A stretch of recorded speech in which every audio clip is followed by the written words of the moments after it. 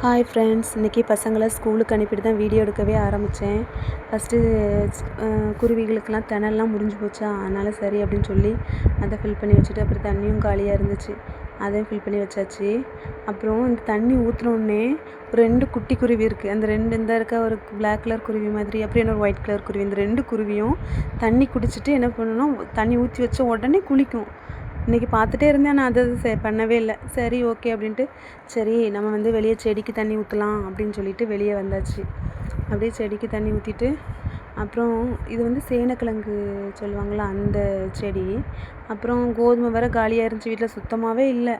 சரி side by சைடாக கோதுமையை கழுவி காய வச்சிடலாம் அப்படின்னு சொல்லி அந்த வேலையை பார்க்க ஆரம்பித்தாச்சு.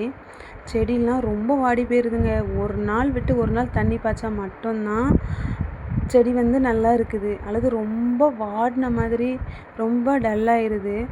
ஓகே அப்படின்னு சொல்லி சரின்ட்டு கோதுமையை கழுவி மாடியில் கொண்டு காய வச்சாச்சு. காய வச்சுட்டு கொஞ்சம் வெளியே போக வேண்டிய வேலை இருந்துச்சு அப்படின்னு வெளியே கிளம்பியாச்சு. அப்படியே அந்த வழியாக வெளியே போகும்போது ஒரு நிறைய செடி வச்சுருந்தாங்க. இந்த கோழியா பூ சொல்லுவாங்கள்ல, அந்த செடி. இது செம்மையாக அழகு இருக்குது பார்த்தீங்களா, அழகாக இருக்குது. அப்புறம் சாமந்தி பூ, அந்த சாமந்தி பூ பார்த்து அந்த இடத்த விட்டு நகண்டு வரவே மனசு இல்லை, அவ்வளோ அழகாக இருந்ததுங்க. செம்ம சூப்பராக இருந்தது. ஓகே ஃப்ரெண்ட்ஸ், பாய். இன்றைக்கி வீடியோ இவ்வளோ தான். இந்த வீடியோ பிடிச்சிருந்தா லைக் பண்ணுங்கள், ஷேர் பண்ணுங்கள், கமெண்ட் பண்ணுங்கள். பாய்ங்க.